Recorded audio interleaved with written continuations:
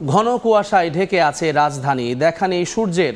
মধ্যরাত থেকেই বাড়তে থাকে কুয়াশা আর হিম বাতাস। সকাল থেকেই কুয়াশার সঙ্গে হিমেল বাতাসে শীতের তীব্রতাও বেড়েছে। গত 3 দিন ধরে দেশের বিভিন্ন জেলার ওপর দিয়ে বয়ে যাচ্ছে মৃদু শৈত্যপ্রবাহ। নওগাঁয় গুড়ি গুড়ি বৃষ্টির মধ্যে ঝরে কুয়াশা। কনকনে ঠান্ডায় সবচেয়ে বেশি বিপাকে পড়ছেন নিম্ন আয়ের মানুষ। জীবিকার তাগিদে বের হয়ে বিপাকে শ্রমজীবীরাও। আবহাওয়া অফিস বলছে আগামী কয়েকদিন তাপমাত্রা আরও কমে মাঝারি থেকে মৃদু শৈত্যপ্রবাহ বয়ে যেতে পারে। এদিকে তাপমাত্রা কমার সঙ্গে সঙ্গে হাসপাতালে বাড়ছে ঠান্ডাজনিত রোগীর চাপ। বয়স্ক ও শিশু রোগী নিয়ে দিশেহারা স্বজনরা।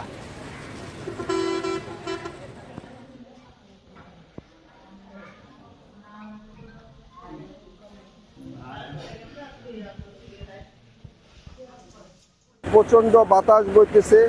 এই বাতাস বওয়ার কারণে ঠান্ডার প্রভাবটা অটোমেটিক একটু বেশি লাগতেছে। আকাশ মেঘাচ্ছন্ন হয়ে আছে, মানুষজন বাইরে বাড়াতে পারতেছে না। বাতাসে খুব ঠান্ডা, গাড়ি চালাতে কষ্ট হচ্ছে, হাত পা বের করা যাচ্ছে না। ঠান্ডার মধ্যে তো আমরা মোটামুটি অনেক কষ্টে আছি আর কি। বাচ্চা কাচ্চারও সমস্যা, সর্দি কাশ জ্বর হচ্ছে। শৈত্যপ্রবাহের বিস্তারিত জানাতে এই মুহূর্তে রাজধানীর হাতিরঝিলে আছেন আয়েশা সিদ্দিক সামিয়া এবং রাজশাহী নগরীর রেলগেট এলাকায় আছেন শাহিন আলম। সরাসরি প্রথমেই যাচ্ছি সামিয়ার কাছে। সামিয়া, গেল দুদিন শহরে শীতের প্রভাব কম থাকলেও আজ সকাল থেকেই কিন্তু আকাশ ঘন কুয়াশায় ঢাকা।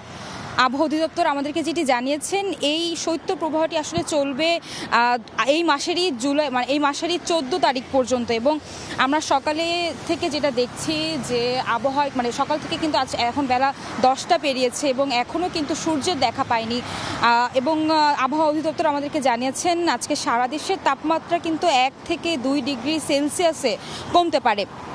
এবং তারা ধারণা করছেন যে এই শৈত্যপ্রবাহটি এই বছরের দীর্ঘস্থায়ী শৈত্যপ্রবাহ হতে পারে। আমরা যেটি দেখছি যে সকাল থেকে শহরের বিভিন্ন সড়ক আমরা ঘুরেছি এবং বেলা বাড়লেও কিন্তু সড়কে যান চলাচল, গাড়ির যেই প্রভাবটা আছে সেটি কিন্তু কম, যান চলাচল একটু কম। তবে প্রয়োজনের খাতিরে কিন্তু মানুষ আসলে বের হয়েছে রাস্তায়।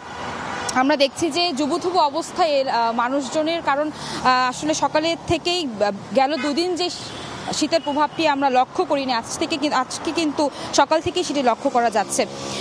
এবং একটু জানিয়ে রাখি, দেশের অর্ধেকের বেশি এলাকায় কিন্তু সর্বনিম্ন তাপমাত্রা 10 ডিগ্রি সেলসিয়াসের নিচে নামতে পারে। এই আবহাওয়া অধিদপ্তর আমাদেরকে এটি নিশ্চিত করেছে।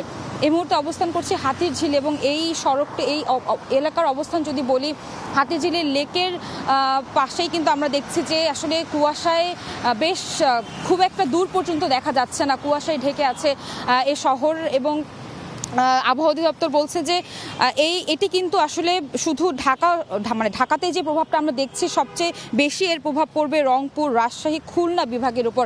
এবং এই উত্তরাঞ্চলের এলাকায় যে প্রভাব পড়বে আমরা দেখব সেটি আগামী 1 সপ্তাহ কিন্তু স্থায়ী করবে। এই মুহূর্তে আমি দেখাচ্ছি যে হাতিরঝিলে কিন্তু আসলে কুয়াশার কারণে আমরা দূর পর্যন্ত দেখাই যাচ্ছে না এবং ঘন কুয়াশা এই এলাকাটিতে বিরাজ করছে। যেমনটি জানাচ্ছিলাম আপনাদেরকে, সকাল থেকে গাড়ির যান চলাচল কিছুটা কম থাকলেও কিন্তু মানুষের শীতের পোশাক পরে তারা কিন্তু আসলে চলাফেরা করছেন এবং নিজের গন্তব্যে পৌঁছানোর জন্য যেটি করা দরকার। এবং আমরা দেখছি যে শুধু ঢাকা শহরেই নয়, আমরা একটু জানিয়ে রাখি যে এই মুহূর্তে রাজশাহী অঞ্চলে আছে আমার এক সহকর্মী, তিনি জানাবেন সেখানকার অবস্থান। চলে যাচ্ছি আমার সহকর্মী শাহিন আলমের কাছে। রাজশাহীতে এখন পর্যন্ত সূর্যের দেখা মেলেনি, ঘন কুয়াশায় আবৃত চারপাশ। আমরা রাজশাহীর স্থানীয় আবহাওয়া অফিসের সঙ্গে যোগাযোগ করেছি, তারা আমাদেরকে জানিয়েছে যে আজকে দিনের সর্বনিম্ন তাপমাত্রা রেকর্ড করা হয়েছে 15 ডিগ্রি সেলসিয়াস, যাকে এই মৃদু শৈত্যপ্রবাহ বলছে স্থানীয় আবহাওয়া অফিস। আমরা দেখেছি রাজশাহীতে গত কয়েকদিন ধরে ক্রমশ কিন্তু তাপমাত্রা কমছে এবং স্থানীয় আবহাওয়া অফিসের ভাষ্য আগামী কয়েকদিনে তাপমাত্রা আরও কমতে পারে বলে তারা আমাদেরকে জানিয়েছে। তবে এরই মধ্যে স্বস্তির বিষয় হচ্ছে এর মধ্যে বৃষ্টিপাতের কিন্তু কোনো সম্ভাবনা নেই। এই শীতে বেশি বিপাকে যারা পড়েছেন তারা হচ্ছে নিম্ন আয়ের মানুষরা কিন্তু বেশি বিপাকে পড়েছেন। রাস্তায় তারা যখন অটো রিক্সা এখন রিক্সা নিয়ে যখন রাস্তায় বের হয়েছেন কর্মের জন্য বের হয়েছেন, তারা কিন্তু ঠান্ডা বেশি পড়াতে তারা অনেকেই কিন্তু কর্ম পাচ্ছেন না। অনেকে আমরা দিনের অনেক বেলা অবধি অলস সময় পার করতে আমরা দেখেছি। পাশাপাশি যদি বলা যায় যে রাজশাহীতে শীতের প্রকোপ বাড়ার সঙ্গে সঙ্গে কিন্তু ঠান্ডাজনিত রোগীর সংখ্যা বেড়েছে। রাজশাহী মেডিকেল কলেজ হাসপাতালের বেশ কয়েকটি ওয়ার্ডে শিশুরা ঠান্ডাজনিত বিভিন্ন রোগে আক্রান্ত হয়ে তারা চিকিৎসা নিচ্ছেন। এবং যদি এক কথায় বলি যে রাজশাহীতে কিন্তু প্রতিদিনে তাপমাত্রা কমছে এবং ঠান্ডার প্রকোপ বাড়ছে। কুয়াশার পাশাপাশি কিন্তু এই প্রকৃতিতে হিমেল বাতাস যুক্ত হয়েছে।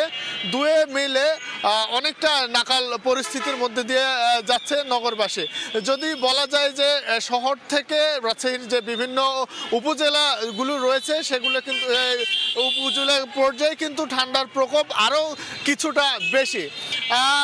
আবহাওয়া অফিস যেটি বরাবরই বলছে যে এই জানুয়ারির এই সময়টিতে কিন্তু প্রতি বছরই রাজশাহীতে ঠান্ডার প্রকোপ বেশি থাকে এবং এই বছরও তার ব্যতিক্রম নয়। আগামী কয়েকদিনে তাপমাত্রা আরও কমতে পারে বলে তারা আমাদের কাছে জানিয়েছেন। তো এই ছিল আমার কাছে রাজশাহী থেকে শীতের সর্বশেষ খবর। শীতের খবর জানাতে রাজশাহী রেলগেট এলাকা থেকে যুক্ত হয়েছিলেন সহকর্মী শাহিন আলম এবং তার আগে হাতিরঝিল থেকে যুক্ত হয়ে খবর জানাচ্ছিলেন সামিয়া।